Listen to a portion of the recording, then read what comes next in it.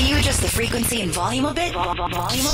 Startups, originators, musika, kultura, the arts, politika, sports, news, technology, crime, tragedy, comedy, lahat ng makabuluhan. We are your independent podcast content creator, straight from the Philippine Islands. Mabuhay.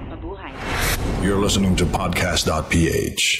Welcome to the 45th episode of Martin's Man Cave on podcast.ph. Our guest today is the most popular guy in Davao City, Mindanao, and the Visayas, and one can argue that his rock star stature in Mindanao and the Visayas is now being felt in Luzon. Mayor for more than 20 years, his no-nonsense style of governance has earned him the moniker the Punisher. He disciplined the entire Davao City and resulted to Davao being proclaimed the 4th safest city in the world and the number 1 city to do business in the Philippines. Mayor Rodrigo Roa Duterte was born on March 28, 1945 in Maasin, Southern Leyte. He has 4 siblings, namely Jocelyn, Emmanuel, Bong, and Eleanor.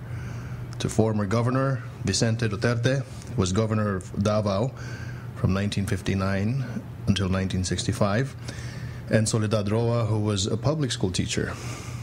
Mayor Duterte graduated at Santa Ana Elementary School in Davao City and Holy Cross High School in Digo City. In 1968, he finished his Bachelor of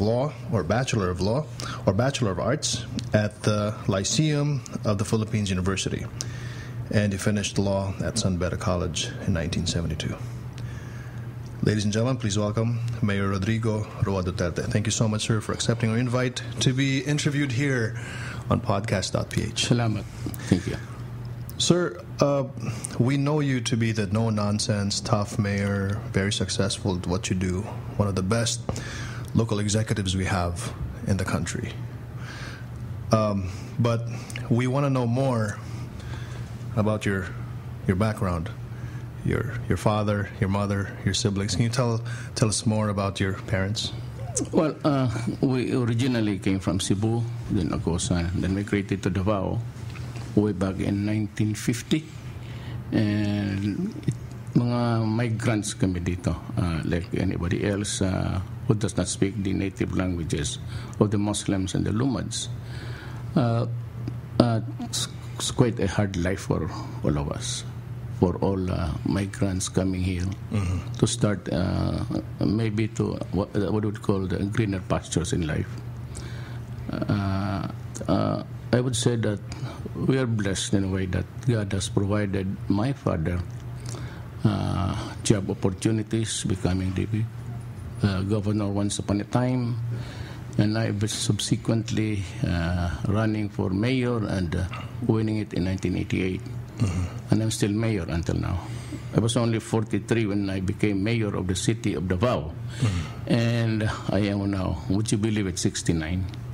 That is how long I am, or I was, when I started it in politics.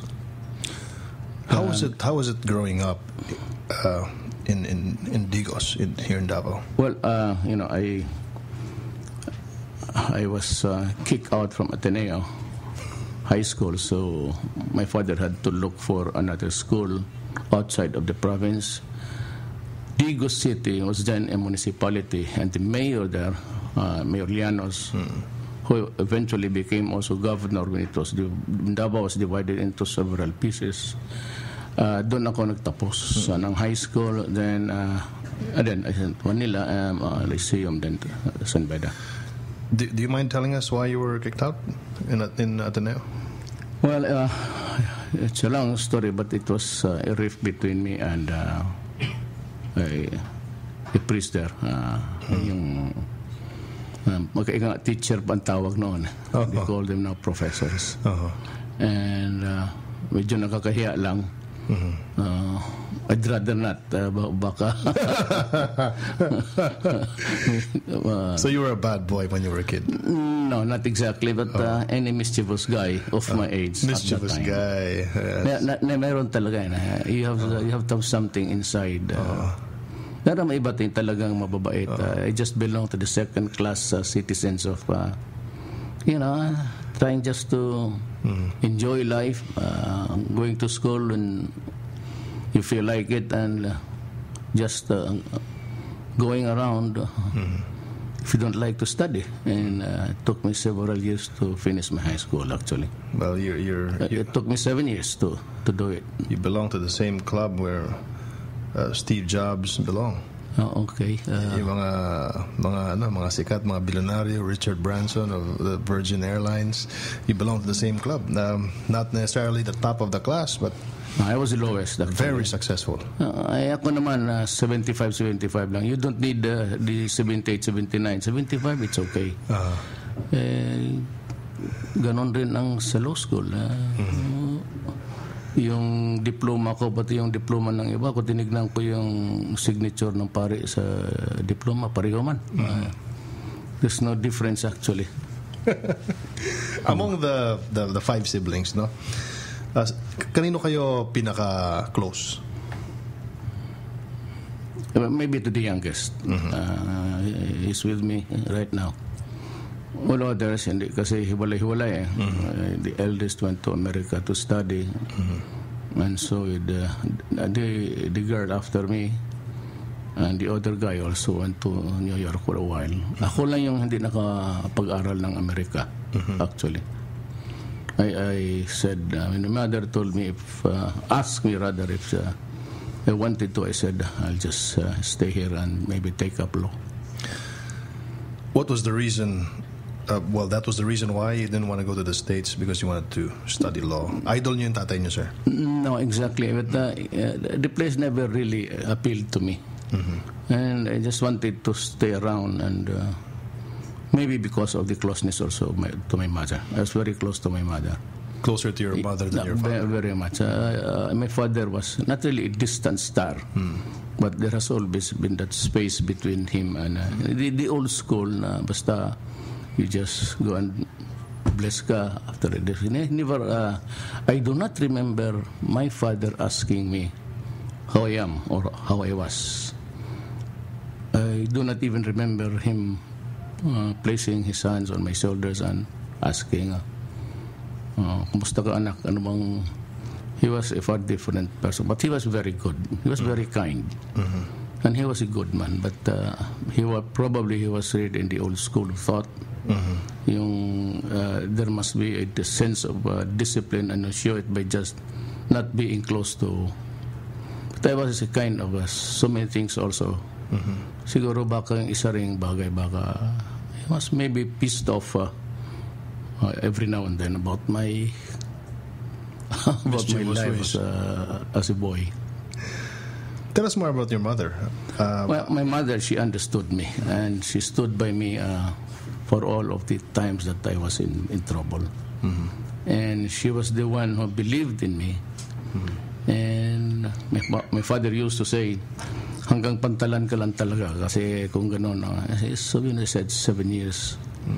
But my mother just kept me urging, one day you would change, and maybe for the good. And it eventually came when my father died. So there was this sense of insecurity now, but even finances.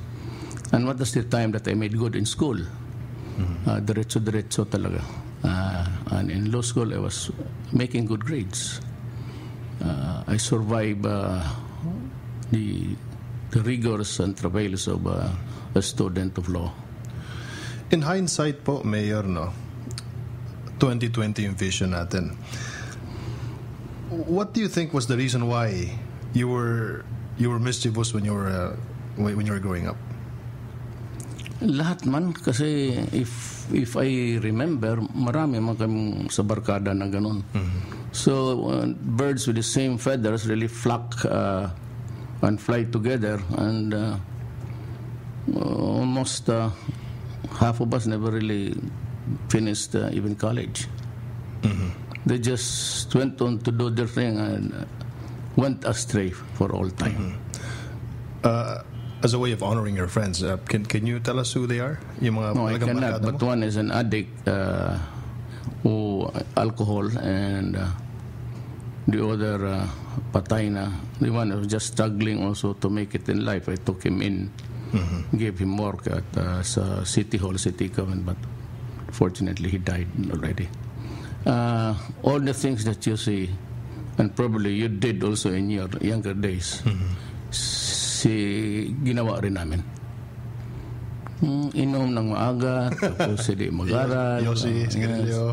And I would just tell my mother, look, instead of forcing me to study 3 hours, I can do it in 1 hour.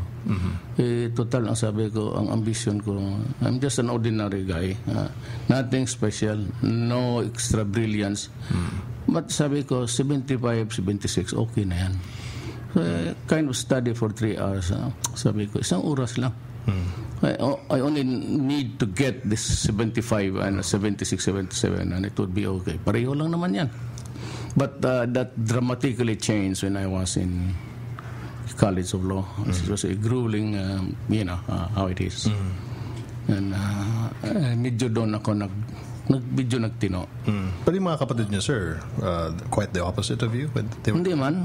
They're just also making good in life. Maybe some are not. But ganun na, the eldest, she's an American citizen, she's retired, she's here. So wala siyang problema na. She gets the stipend every month. Kami yung iba, we have to struggle. And that's what I'm doing. Struggling along the way and serving the people. Ano po yung mga values na natatandaan nyo pa na that you would attribute to your father and your mother? Yes, at times over dinner, tapos magyabangan kami in front of my mother and father, and would say, ako gusto kong magsenador, ako gusto kong pareha sa iyo kay Papa, ganon. And he would caution us and he said, look guys, public service is not really easy. It's a sacrifice. You must ask yourself if you love the people, because the only thing that can bind you to the people you serve is love. Ambition is not enough. And I saw him his life. Whenever there's an emergency, he would wake up in the middle of the night and go there. If there was a killing in the province at that time and it involved so many persons, he would travel in the dead of the night. Or at dawn, he wakes up and to attend all of these troubles. And if there is, he said, no love for your fellow man, you can never survive. Ako, sa panahon ko, pagka may kinagat ng aso and they are not really satisfied just waiting a few more hours, they would go to my house and shout, crying outside. When there's fire, you have to stand up. When there's a crisis, a church bombing and the airport, you have to go overtime and donate several times, lying to the Red Cross that tatanungin nila, I would ask if you have been donated today. I said no. Then I would just go ahead and ask them to, yung mga ganon little things, really not meant to be heroic, but always a sacrifice on your part. Sa nanay niyo po, ano po yung mga natutunan niyo? Well, love for fellow men. She was one of the incorporators of itong Boys Town dito. And she was handling the mental health club here or chapter and Girl Scout and all. We were actually, yung buhay namin was geared towards public service. I grew up in politics. So that maybe in the hindsight again also, in 1988, without meaning to be humbled, I think I was the best candidate around, because before I became a vice mayor, I was a prosecutor for almost 10 years doing trial work. And that would maybe explain also my insistence of, I said, what's the law? Gawain mo lang kung ano yung batas. That's the rule here in Davao. I would ask if there's any problem, what's the law? And then do it. Then what's the rule? What's the procedure? Just follow it. So kind of makes it easy for if everybody understands a kind of mindset. Let's go back 1972. So you finished your law, you took up the bar, you passed, you became a lawyer. What was your first job? For a while I was working for Daticor as a house counsel. Then I really wanted to be a prosecutor. We used to wait for my father outside. We were never allowed to enter the Capitol building during my father's time.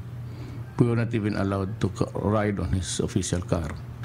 So I would just wait at the back of the Capitol building was several courthouses. And I used to wait there in one of those courts there and watch trials. That really maybe drew me into a world of crime and punishment and maybe how to do it. And I said day in, day out,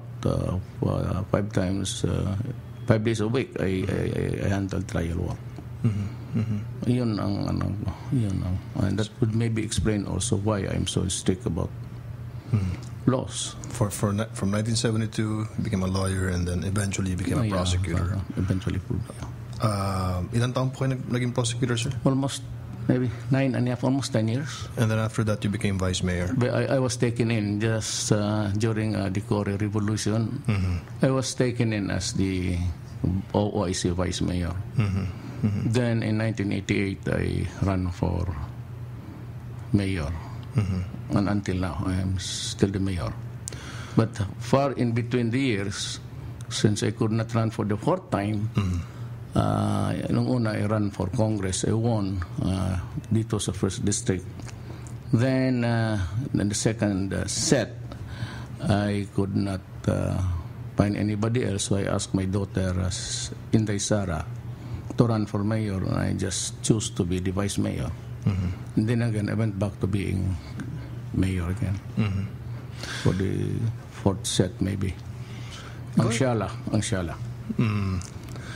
Sir, it says here that your father was the governor of Davao from 1959 to 65. What was the reason why he did not continue? He died. He died. He was the governor of the... He was the last governor of the undivided Davao. Alam mo, pagkatapos niyan, there were so many leaders also. The banana sector, then the Rabats of the Oriental, then the sugar planters of South Davao.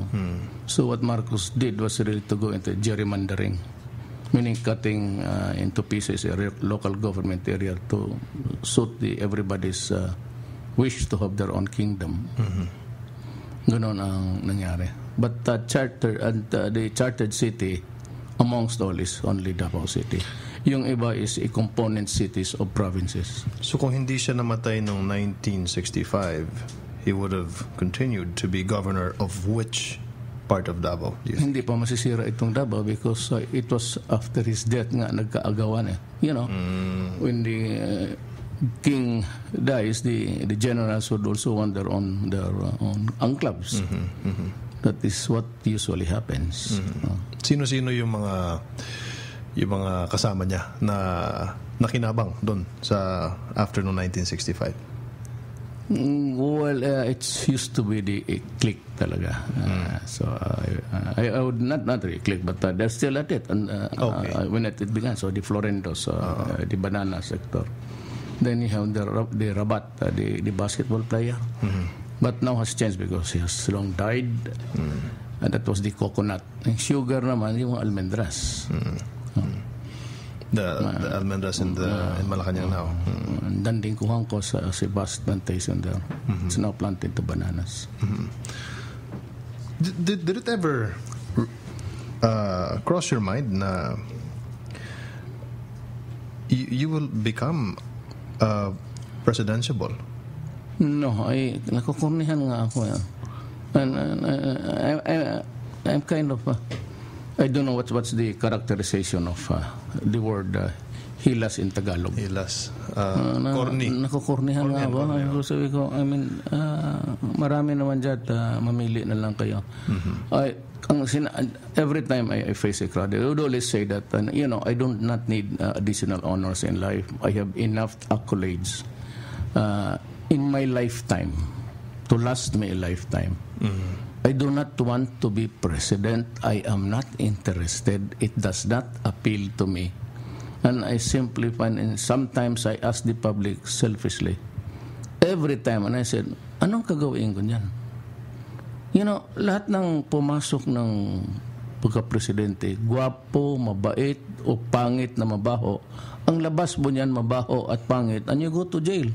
So would I, gamble with this kind of political environment that most of the losing candidates go to jail. And I said, hindi kung ika nga, hindi naman departure area, but I am on my last deck sa If there are several posts, the deck there is I'm on my way to retirement, and intend to do that actually. But the presidency. Every time I talk, and you can ask the people following me, hindi ko pa pumasok sa isip ko yung being president. But my advocacy for federalism has misconstrued by everybody that it is a launching pad for the presidency. Alam mo, bawal pa magkampanya ngayon. And as I said, I do not want it.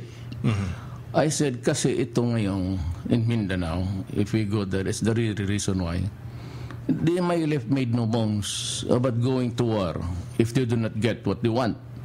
And they want the very same document, unaltered, unmodified, that will pass by Congress, which is really impossible. Ako, I pray to God that it will pass even the Congress and eventually the Supreme Court. But if somebody goes there to question it, I have some serious misgivings about their constitutionality. Some provisions there. Kaya ako, kasi ang BBL, pagka hindi lumusot, eventually it would die a natural death somewhere, magkagulo. Wala namang sinabi sa amin. We have not been called or advised or at least kept posted of the political developments. Even the geo-local politics here, which boundary for what and for whom. Kaya ako naman, yung federal, because it's not my idea, it was being bruited about even when President Aquino went to Hulo. Biswari was throwing the idea of a federal setup, and he was the only one lording it over Mindanao because wala pa kasing iba. But eventually, when he reached the top, and the Central Mindanao guys, because they cannot, yung problema yung peace process, they don't really bother to ask the fundamentals, even the cultural.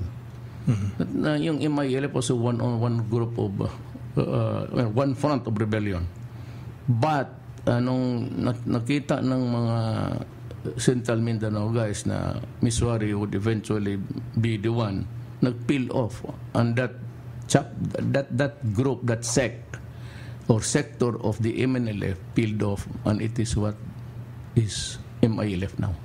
Okay, sir.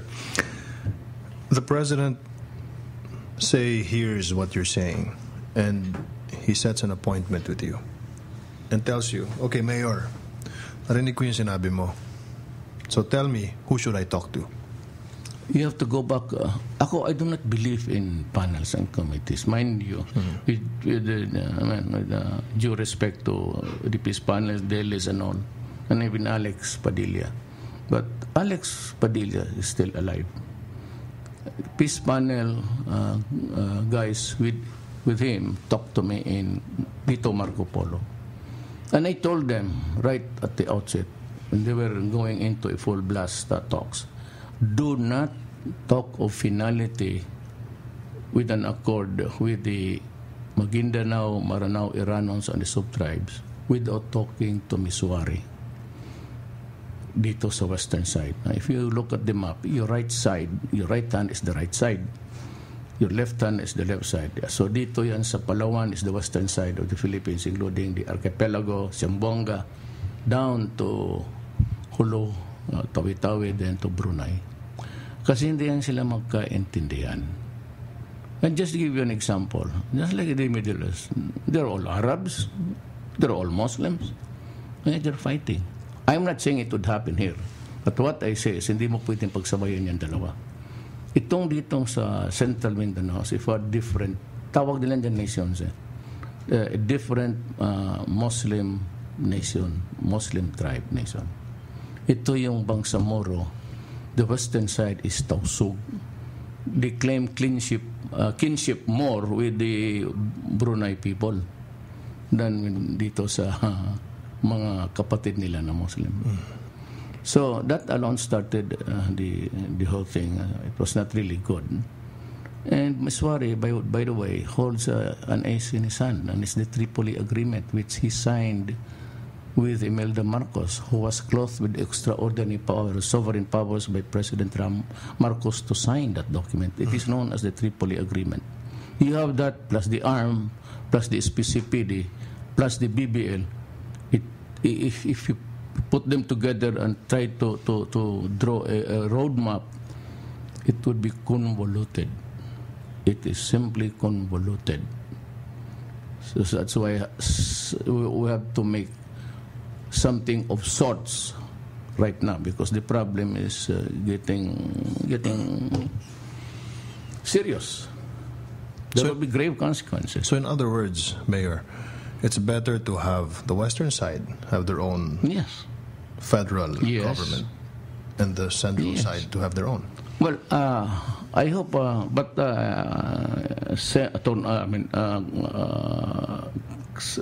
Mayor Sema of Cotabato is a man of honor. I called him a few months ago, 2 months, and said, pwede ka ba sa federal? I said, Mayor, you can mention my name. You can drop my name. I am for it. If everything fails, okay na lang yan. And I called Miswari 2 months ago. Sabi ko, Brad, pwede na ba to? Do we have really to kill each other? Sabi niya, yung araw pa sabi ko, Mayor, may kaso ako. Sabi ko, we will find a way out here. You know, on the western side, Miswari seems to be the only viable person whom with enough clout whom we could talk to.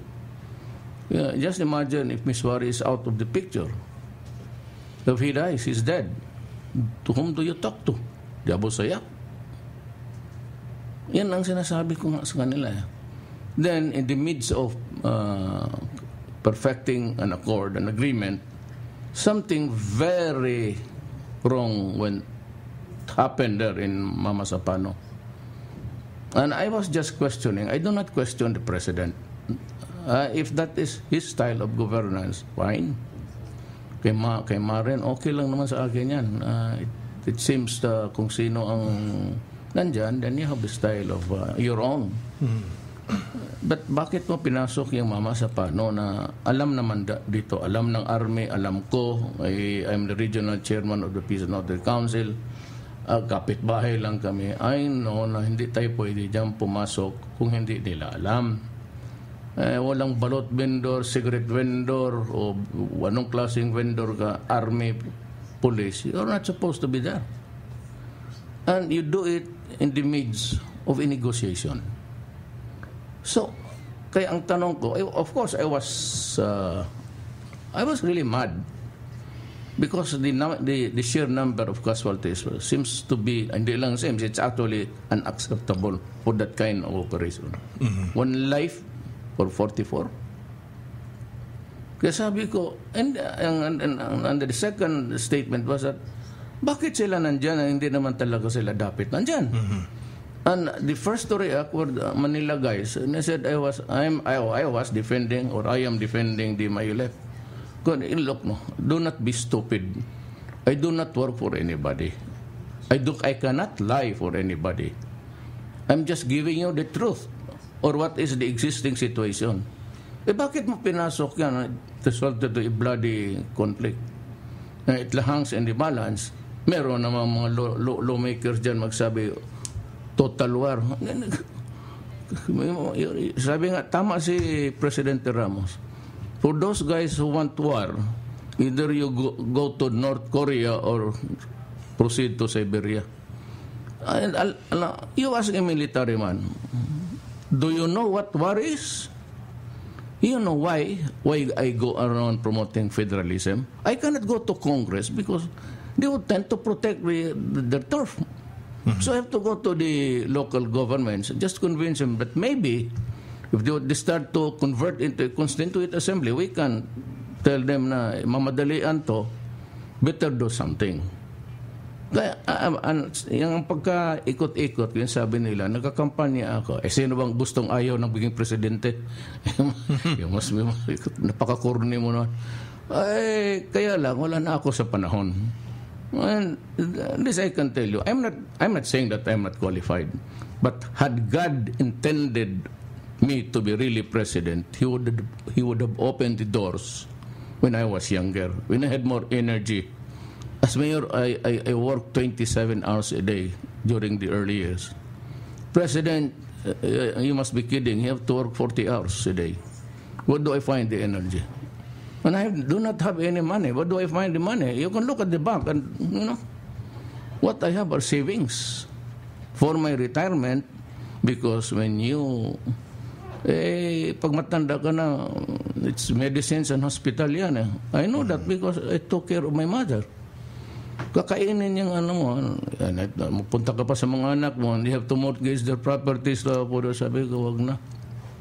So, it's a vague picture for me to be messing up with the presidency. As a Mindanaoan mayor, I really sympathize and empathize with your passion for federalism, and I do understand na yung pera na pinapadala natin sa coffers dun sa Maynila, ang bumabalik kukunti na lang.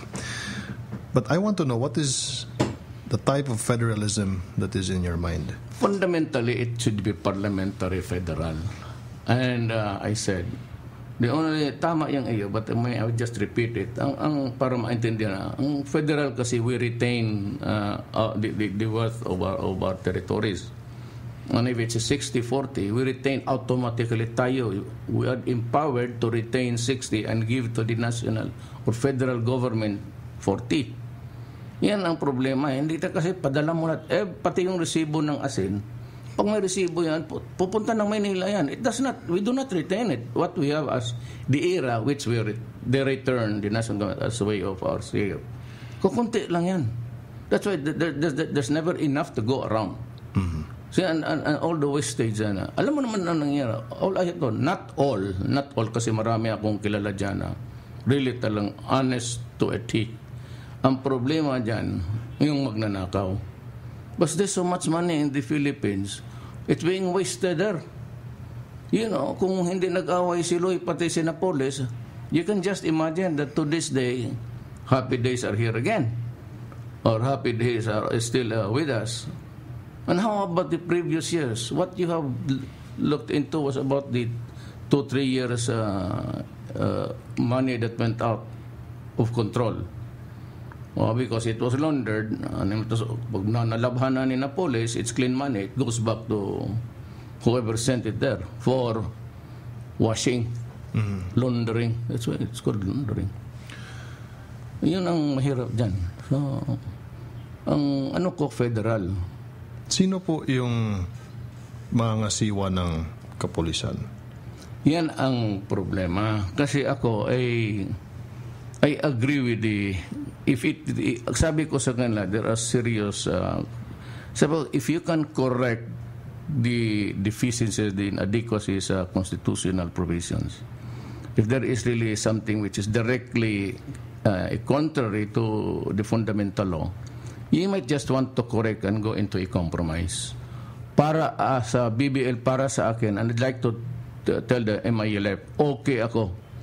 But I told Undersecretary Mamudjong, who's also supporting me, sabihin mo lang sa kanila, mag-usap tayo ulit, because I would never agree on autonomous armed forces pati autonomous regional or state police sa kanila.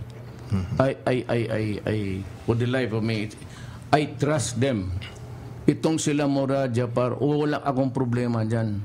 But if you might want to not really speculate but make some projections 2, 3, 4 generations from now, baka gamitin yung, if there is somebody there who's the top honcho, the governor, if it's a federal type, kung magamit yan ng pampolitik at total paralysis talaga.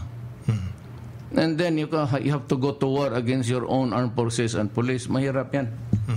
Sabi ko yan, hindi tayo magkasundo. I would object to that because to me, it is not what. But I am for the upliftment and the welfare of my fellow Muslim brothers and sisters. So laking ako Mindanao under the federal form of government na pinapanukala niyo po, yung police will still be the national government. Federal government, yung state police, ganon. Okay. So kaya pagka ganon, kung ako, if I were po Binay Chis Escudero,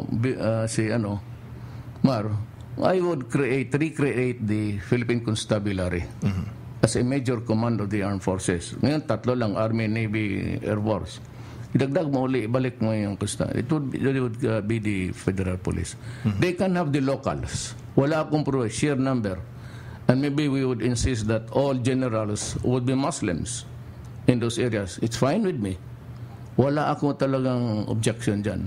My objection is the line of command authority. Sir, paano po yung ibang, sabihin natin, naging federal government, paano po yung ibang probinsya, ibang region like the Cordillera, so they would have their own police or army? Or No. We retain the same setup. Okay. You can have your police. You may want to add some qualifications there for the state local police. But always it must be under the supervision and control of the federal government. Di talaga ako papayag na. Okay. Hindi ako papayag. Mahirap yan. How do we elect the senators or meron pa bang senador? Wala na. Ganito yan federal state, you elect members of the parliament, and if they convene, those winning, sila ni may-ari ng parliament yan, they choose one of them to be prime minister. Okay. So you have to go back the two-party system. Then baka babalik yung mga Sumulong, Recto, Padilla, Salonga, baka kita tayo mga taong ganun. Kasi sila na magkahiyaan naman sila kung maglalagay ka ng bobo dyan na prime minister. So have so many problems facing this country. So I'm trying to imagine it, sir. No, say for example, taga Caragao, Surigao. No, we will elect our own governor in Caraga, the head of the entire Caraga, the state of Caraga, the state governor, and we will also elect our own state senator. Yes. And then those state senators will elect the prime minister.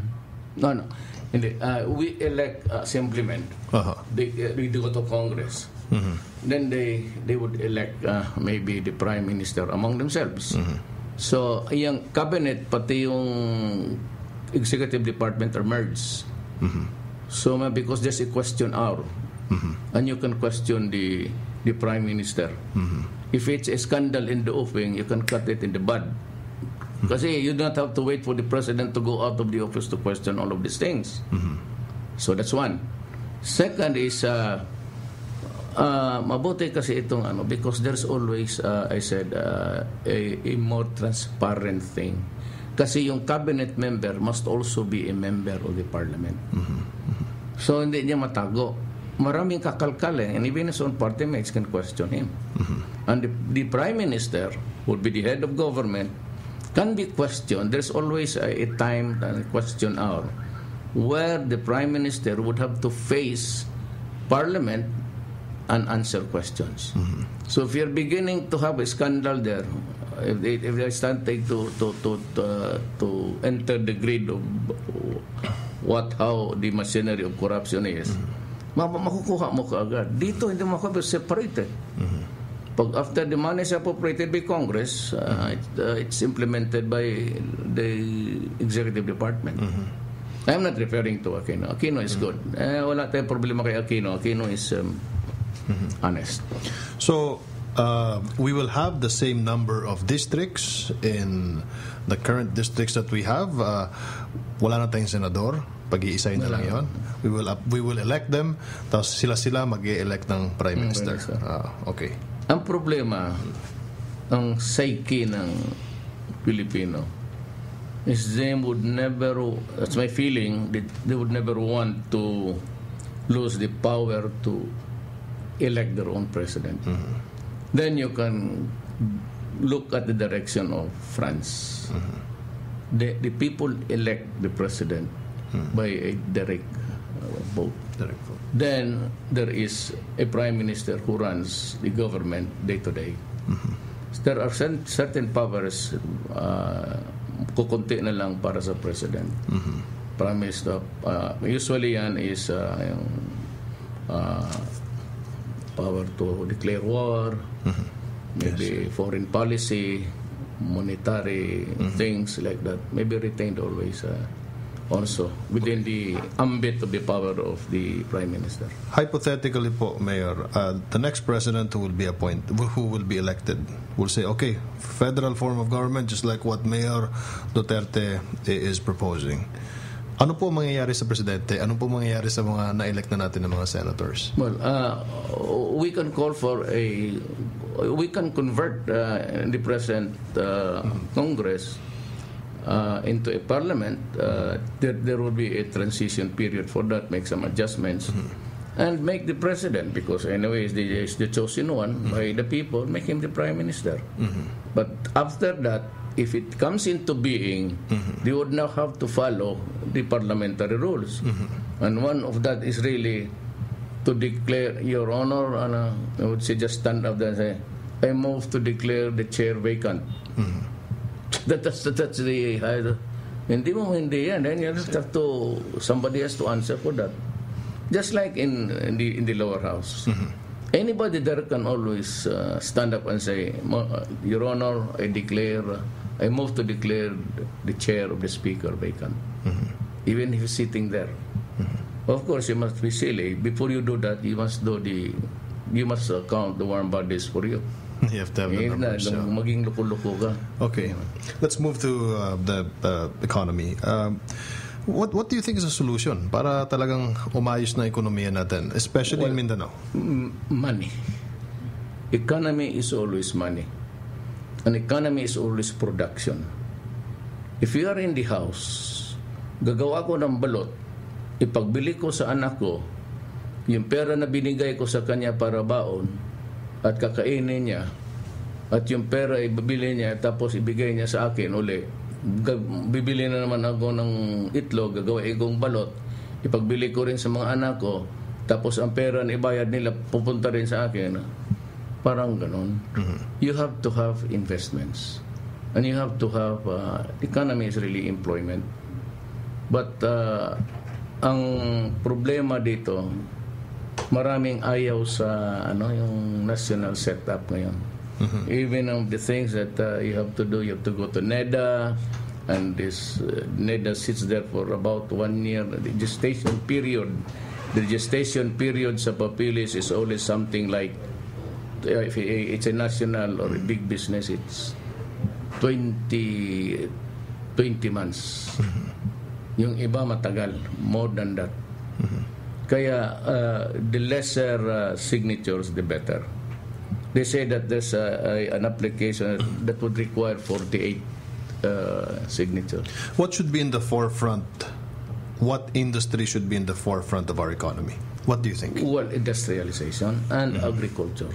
Agriculture, because Philippines, the premise of the Philippines is really agriculture. We do not have the industries, but we can develop our land. I-release muna natin lahat yung mga lupa na yan. Total, ipagbili mo sa tao yan, yung cadastral or whatever, ibigay mo. But I would not go into another round of land reform. I mean, confiscating lands, no. It's a total failure, actually. land reform was a total failure in the sense that those persons who were awarded with lands and even those who were not in the land itself, ginawang negosyo, they all sold it out, or the landlords it's being leased to the landlords again. So bakit pa in the first place, bakit po kinuha sa kanila yung what I envision is I would need a lot of money to industrialize the land reform program. Bilihan ko ng tractor, bilihan ko ng bilihan ko karabaw, bilihan ko ng fertilizers, bintihan ko ng seedlings, and the farm gate prices must be assured. And you do not import to compete with the locals. But mind you, I would say that medyo sa ngayon, yung rice sufficiency is nigh impossible to attain. Alam mo bakit? Bakit?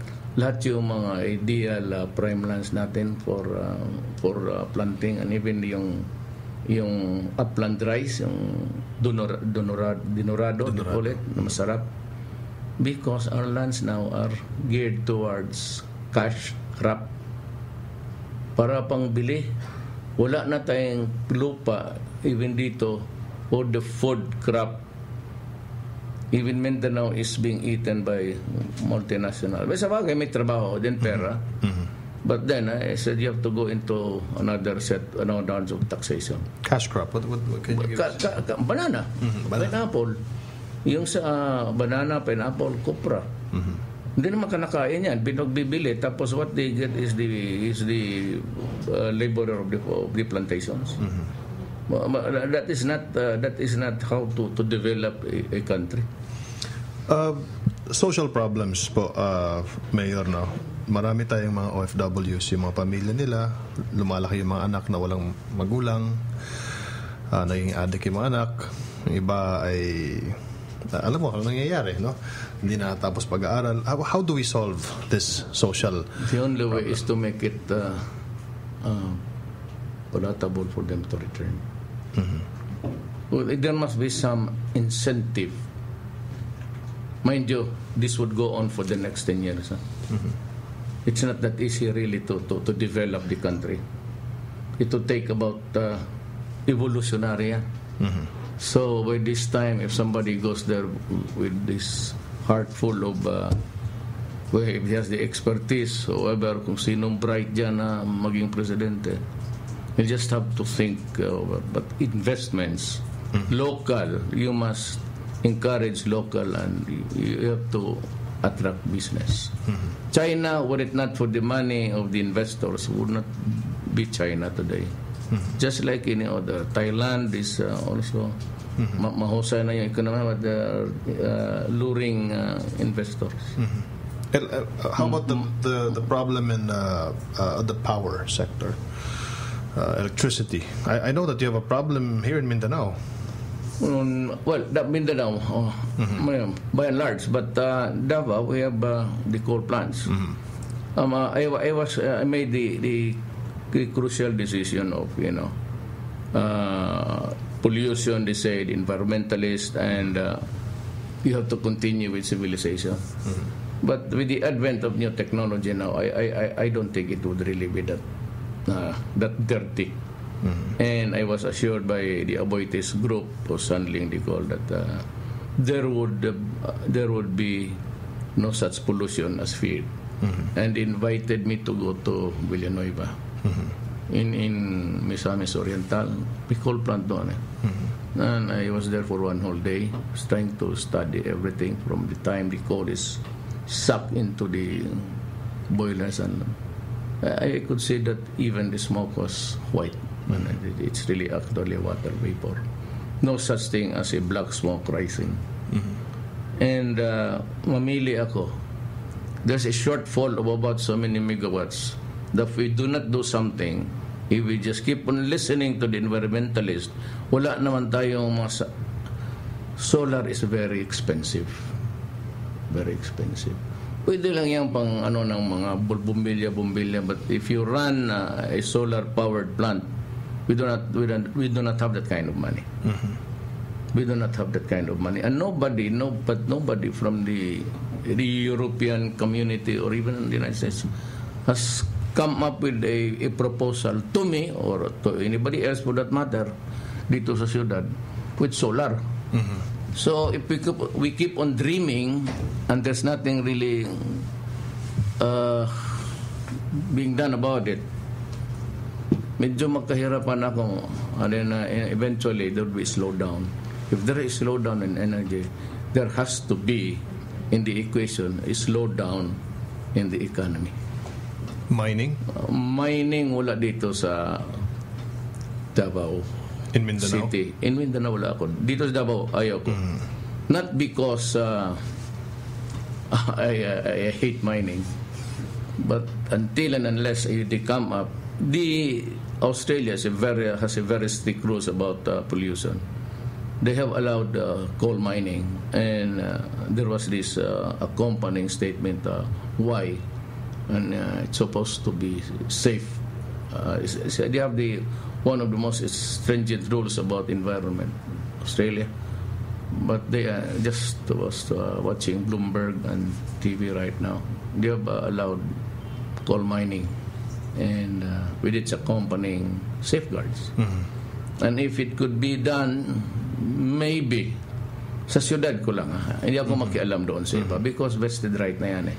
They have paid for it was granted. You know, if an activity is allowed by government, you cannot prevent it. Itong akin lang naman dito is I'm just holding them up at bay.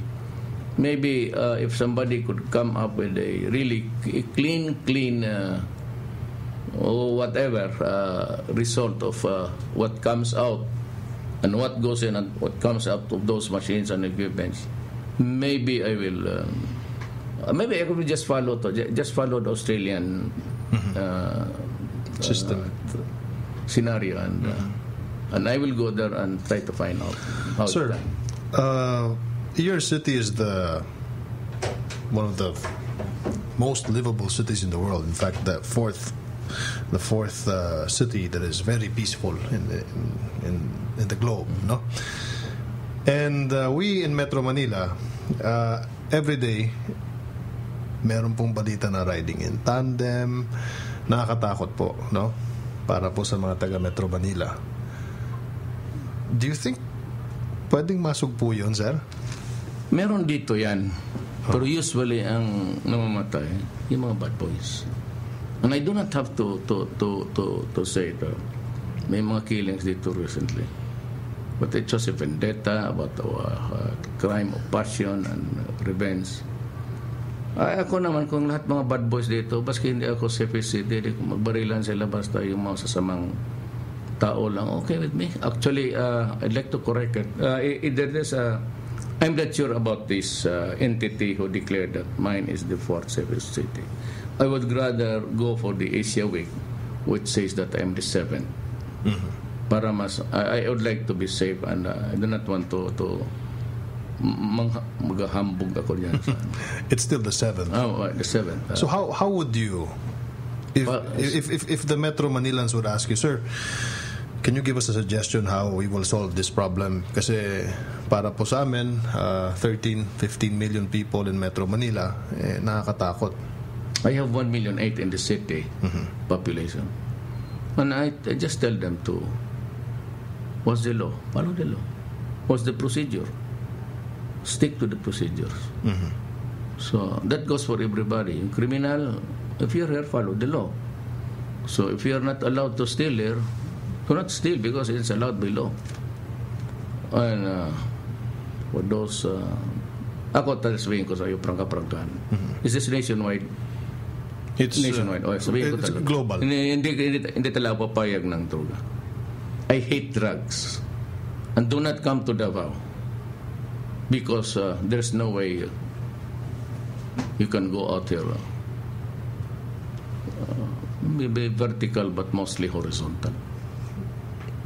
So if you were say there's a governor in Metro Manila, and if you were the governor of the entire Metro Manila, you will have the same policy. So it's I'll possible. give you, there are limits. It's possible to clean it. Yung mga theft, maybe robbery, yung mga pawn shops, bakit naman nanakawan, may security guards. But yung mga ganun lang, medyo acceptable pa sa akin. So posible. Drugs, yung kidnapping, patayin, like in Metro Manila. Alam niyo yan, kukunin yung, it's no longer an issue of your life or your money. They take out your life and your money. Kunin yung pera, babarilin ka pa. They just don't want to do away with, somebody there na makakasalita pa. Mahirap yung ganun eh. You capitalize on the fear of the people. Well, let me reverse the situation. How about me instilling fear in you? Yung ganun kasi, the only advantage of the criminals is may arma sila, tapos they feed on the fear of the populace. Kaya takot. Pagka ganon, balikan kita. Kung makita kita, babarilin kaya kita. Diyan mismo. Huwag na muna yung korte. Yung nandyan tayo, I'll make sure if I shoot you in the if I had a chance to shoot you, I will not shoot you on the leg, on the stomach. I'll shoot you in the head.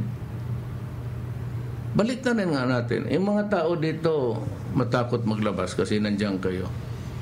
O baliktarin ko. Dito sa dapat binabalik daw. Pag nakita kaya kita dito na roaming around, and I know that you are there because you want a victim or another victim for the night.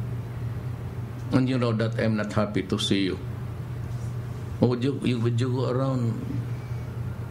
Pagpapasyal-pasyal ka dito, ang ikaw criminal ka, you're in and out of prison for the last 10 years. Would I be happy to see you roaming around the city? Kasi you're looking for potential victims. Babalik ta rin kita. Ako kaya magpasyal sa labas. Naghanap ng ako kagaya mo para papatay ko. Would it suffice? Ganon yan eh. Ganon ang psychology ng criminal. They kidnap. Kasi tinatakot nila yung tao. Balik ta rin ko. Pag putang inang nakikita kita, papatayin kita. Maybe the psychology would work.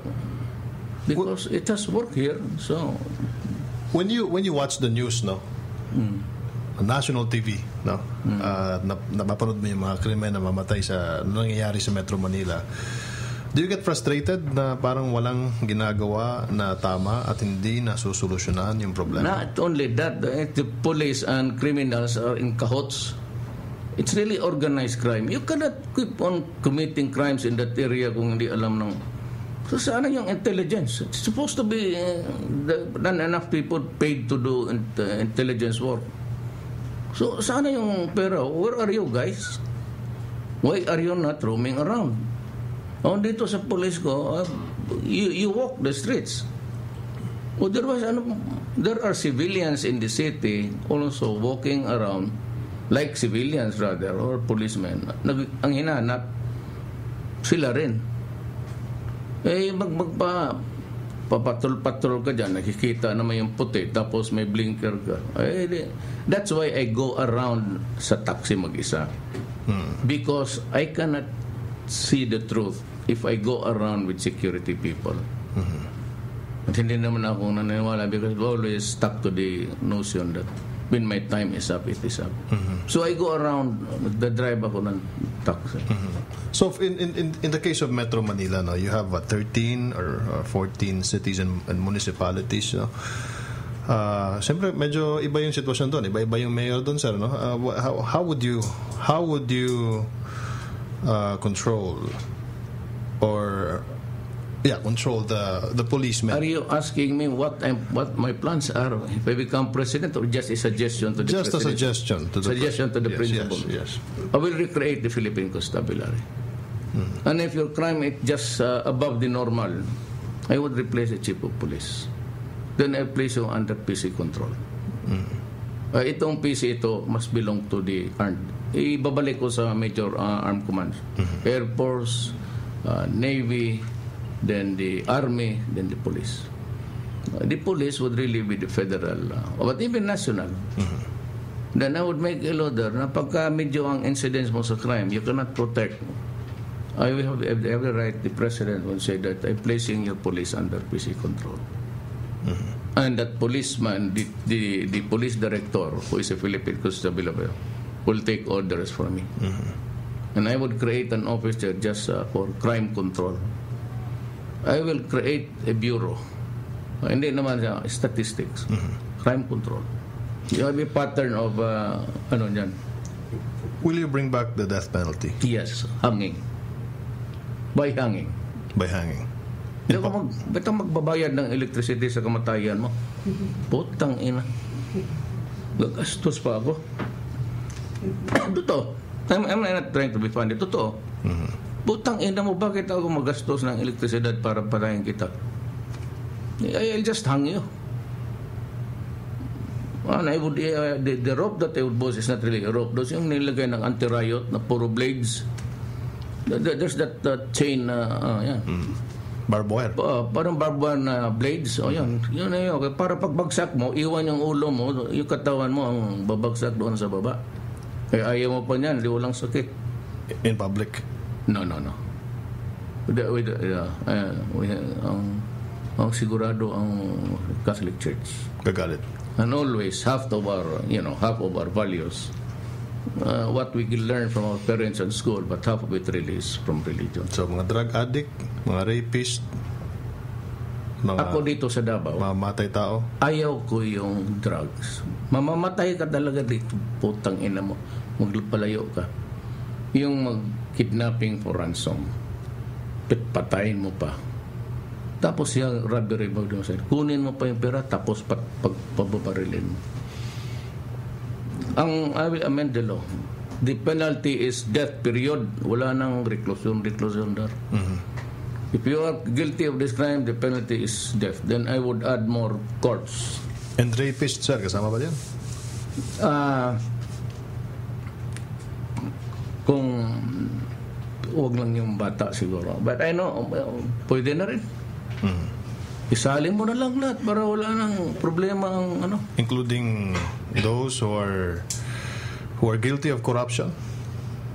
Hindi naman siguro. Kasi may mga dyan, mga corrupt kasi minsan naipit sa buhay. Graded pa rin. We have to grade it. Plunder. Plunder if it amounts to, well, it would depend sa ano. Titignan ko na lang yan. Kasi baka maubos yung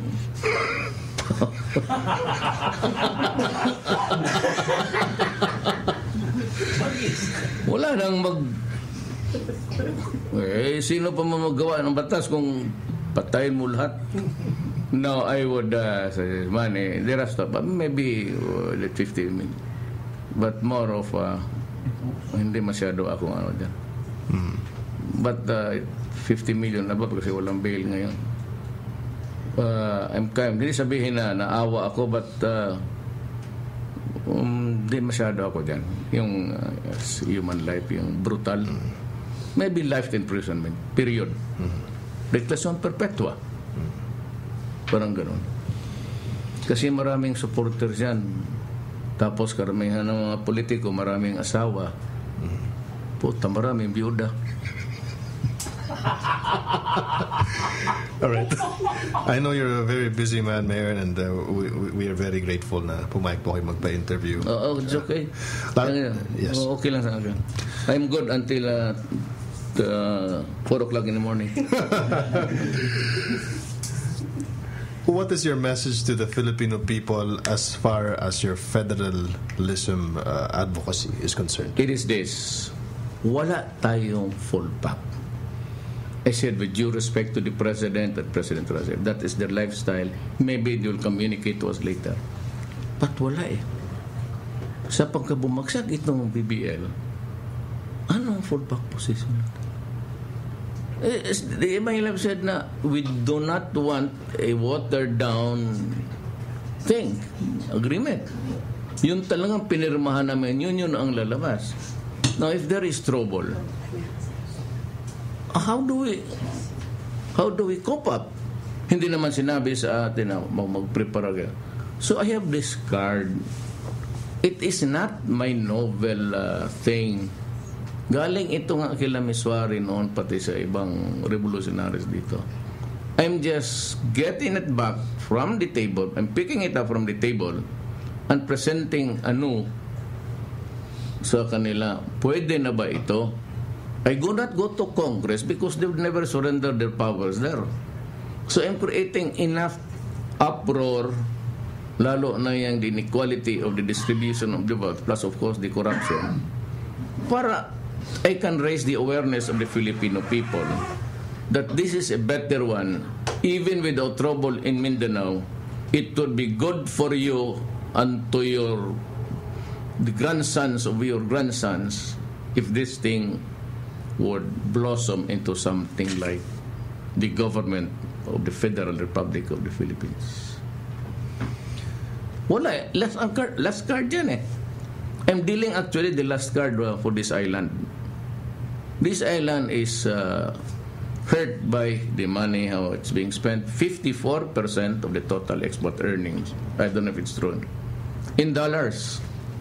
54% of the total export earnings sa agriculture. Which is how much in... Kung ilan ang benta nila ngayon sa saging pati pineapple. If it's a bad climate, actually, then it would be lesser. 54%.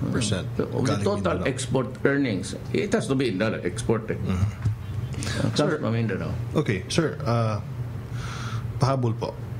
Sabah, what is your stand on Sabah? We cannot go to war, but we can always preserve our claim and help the Kiram descendants. We cannot. There is such thing, and even with China, we do not go for.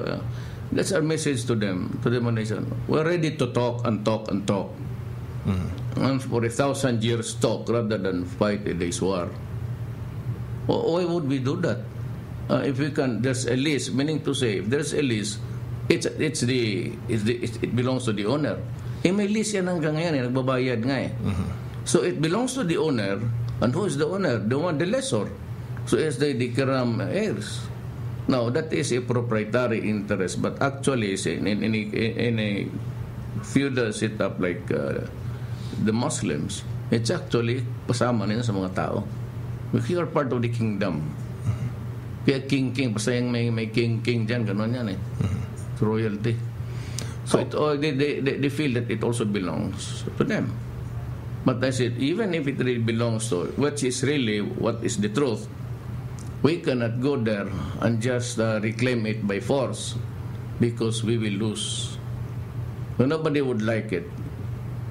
And China, ganon. My message to the Chinese government, we do not want to fight you. We do not like it. We do not have the capability to do it. Just maybe stop encroaching an inch more. Stop it. In the meantime, then we can talk. Are you okay with the Americans in our country? Well, something happened here na may ginawa sila na may kriminal na pagpaputok ng explosives dyan sa isang hotel airport. Tapos din last hospital, he was yung paa niya, he lost both of his legs. But early one morning, an SOS plane from the United States Embassy came. Sabi nila, ikarga daw nila sa aeroplano kay dalhin doon sa Makati Med. But what they did, because they identified themselves as FBI and Homeland Security. Hindi maka-identify ng CIA sila eh. This has never been done. CIA kami. It's always the legit front, which is Homeland pati, or something to that sort. Then, nilipad nila doon sa Singapore. Then flew him to United States of America. The next morning, magdaling araw yun. So, the media were already asking, saan yung si Mering? Sabi ko, I don't know what happened. Kinuha raw. So, I called the chief of police. Sabi niya, hindi niya alam. I called the regional commander sa PNP. Hindi rin niya alam. Kaya ako nagalit. And about 2 weeks after, Richard Donny came here to talk to me one morning, and we agreed to a certain, para kami nagmobos bibende, So I said they will complete an investigation, then they would furnish us a copy. But until now, nothing has happened. What they did was really a gross violation of the sovereignty of the Republic of the Philippines. Nagkahiyaan eh. Pero Amerikano ganon eh. Pag kayo ang gumawa, okay lang. Pag kami ang gumawa, at pumaabot kayo, pati ako pinadalan dito ni Alston. Limutan ko yung Paulos ito. And rapporteur ng United Nations High Commission for Human Rights. Was in this room, he was asking me about extrajudicial killing. No. Do not ask me about that. My duty is to the people of Davao City, not to anybody else. I do not answer to people now. So sabi ko, tsaka bakit ko gagawin yan? Nga naman. I told them na, sinong gagong gagawa ng gano'n? Mm-hmm. Pero kaya palagi akong pinapaluhod ng nanay ko. Kasi noong bata pa ako, talang nagsisunungaling ako. Minsan isang araw na sinungaling. How would you like to be remembered, Mayor? No, I do not want anybody remembering me. I want to be created or recreated. I want to be cremated within 24 hours if my body is still there. And I don't want to anybody talking about me. I do not want anybody taking my name in vain when I'm dead. At the end of this all, who would you like to say thank you? I would like to thank the Davao City residents for keeping faith in me all these years, and for electing me. This would be actually my 23rd year as mayor, one term as a congressman. Alam mo, ang sa Davao kasi na, what really went going for Davao, kasi I promised them that it was a very troubled land. We used to lose 3 to 4 policemen a day. And I said that if I become mayor, I would restore order in the city. I cannot judge it now because it's a judgment of history. I would be not in a position to do it. Let the Davao City residents, long after I'm gone, ngayon, even now, if you want to maybe conduct a survey. But I said, I do not want to be remembered by anybody. For after all, bayad ako sa trabaho ko. I'm paid really to do my job. And maybe sometimes to kill. Thank you so much for your time, Mayor Rodrigo Duterte, sir. Mabuhay po kayo. Salamat po. This podcast.ph presentation is supported by Martin Andanar's Homecast Studio and Audio.ph.